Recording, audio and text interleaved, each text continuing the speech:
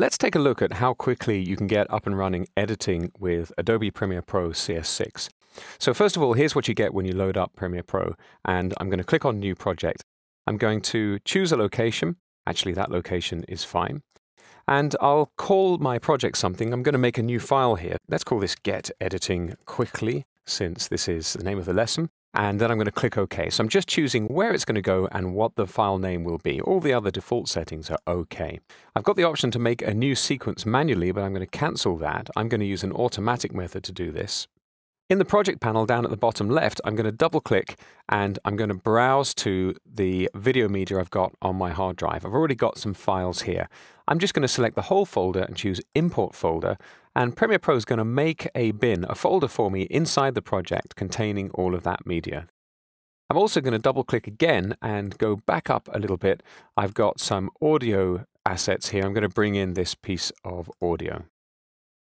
Now I need to make a sequence to put my video clips into. That's going to be my creative project. So I'm going to expand my mountain race bin here, and I'm going to drag any one of these shots onto this new item button at the bottom of the project panel. So this is the It Just Works option in Premiere Pro. Here's the sequence. Notice the icon is different to the clips that have video and audio icons on them. I'm going to click on the name of the sequence, and I'm going to call this Mountain Race. Okay, so right now that's inside my mountain race bin. I think that's okay. I might want to pull that out and have it separate, and then now I've got a pretty organized project. The first thing I'm going to do is select this clip in my sequence and delete it. I was only really using it to define the settings, the parameters for my new sequence, Mountain Race. Although, having said that, if you are in a real hurry, you can just select all of your clips, select the first one, drag down, hold down the Shift key, and select the last one, and drag all of them onto the new item button, and you'll get a sequence that contains them. By the by, I should remember to mention that if you're working Mac or PC, it doesn't really make any difference. You can use the application in exactly the same way. I suppose one difference is going to be if you do import, I'm double clicking here in the project panel, you're going to get a Windows dialog box on Windows, or you'll get the Finder if you're working on Mac OS. So now I want to choose some clips to use, and I think, if I'm not mistaken, there's a nice close-up. Here we go. I'm double-clicking on this item. Notice I'm clicking not on the name, because that's going to give me the opportunity to rename the clip. Never click on the name of things unless you want to rename them. Always click on the icon, which is this little symbol here. Here now I can play the clip. 3, 2, 1, go! Lovely. So I'm going to just get this playhead control, and I click wherever I want it to go, and I'm going to go to just before he begins. So let's say from about here, and I need to tell Premiere Pro that that's the first frame I want of this video clip. And I can do that using this Mark In button, or I can do it using the I key on my keyboard, which is what I'm going to do now. Then I reckon I'll go through to about here, and I'll mark an out point, which is the end of the bit that I want.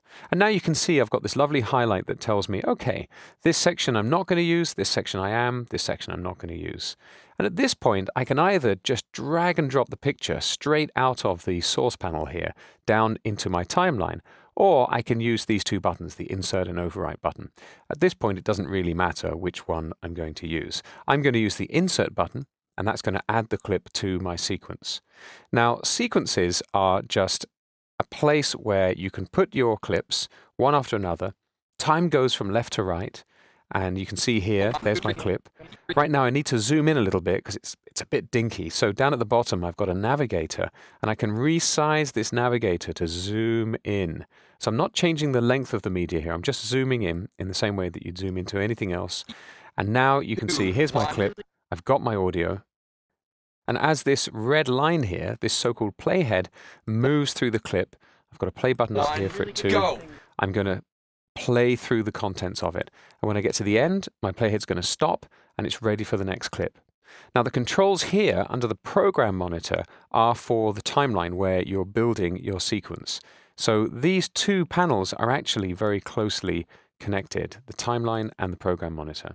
Let's get another shot. Now I think there's another angle here that is perfect for us to, here we go, the profile shot. And probably 90% of video editing is just spent looking at your video clips and deciding what you want to do with them.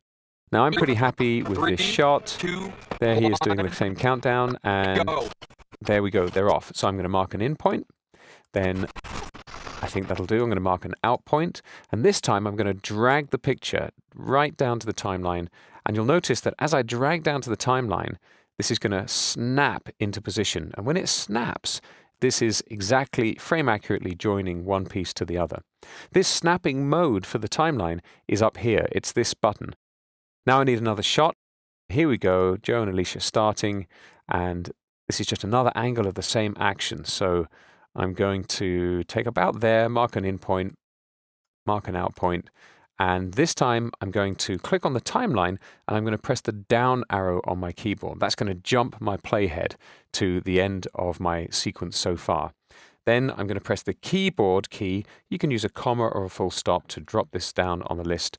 And that's the same thing as clicking one of these buttons, and I've made my edit. So now I've got a simple introductory sequence. I'm just going to turn off the audio here for this audio track with this speaker icon. We've got the countdown at the beginning. Off they go. And I probably need to adjust the beginning of this shot a little bit. It looks to me like they're already halfway down the hill, but the shot starts a little bit too far back. There's a couple of ways of doing this, but probably the easiest way is, let's say I want it to go from about there. Line up the playhead, hold down the Control or the Command key, and hover over the beginning of the clip until you get this arrow. Now, a red arrow is going to leave a gap. A yellow arrow is not. I'm going to click and drag until this snaps to my playhead.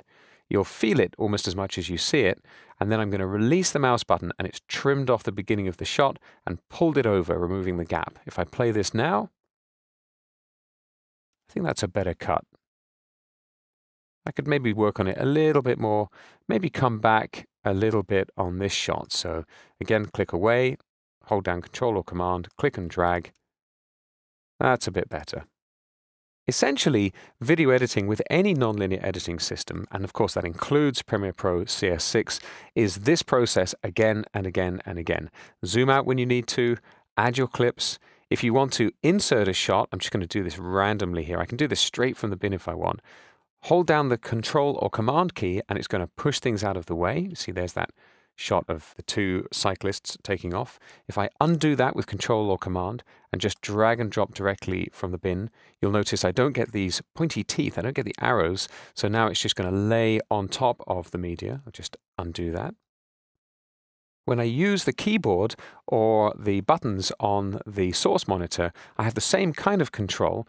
If I just press the down arrow here to go to that edit, if I open up this shot, I can either insert, so just watch this FS Joe shot, insert pushes it out of the way, and if I undo, overwrite just lays it over the top and I lose the original shot. Just undo that again. Also notice that I've got my source video, that's for this clip, and my source audio lined up with my timeline tracks video 1 and audio 1.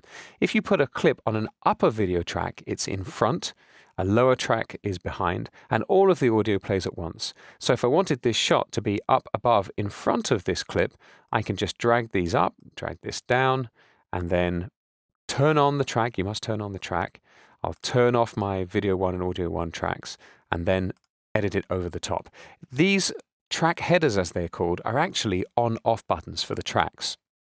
And just to show you what I mean, if I undo once and turn them back on and overwrite again, you see what I've done? I've overwritten. I've replaced what was there with blank, and it's blank because there's nothing available for that track. This is called track patching, and it's a traditional video editing technique. I'm just going to undo. So just keep an eye on which track buttons you have switched on when you're editing and where your source tracks are patched, which track they're connected to on the timeline. Using these techniques, before you know it, you'll have created a complete edit with your media. And then if you want to output to tape, you can go to File, choose Export and Tape. Of course, I don't have a deck connected to my machine, so this is grayed out. Or you can choose File, Export, Media, and this is going to give you options to save your sequence into a file format. Over on the right, I can choose a format and then a preset if I like, and pretty much all of the settings here will work using those presets. You can just click Export and Premiere Pro will make a file based on your edit. So that's just an overview of getting editing quickly with Adobe Premiere Pro CS6.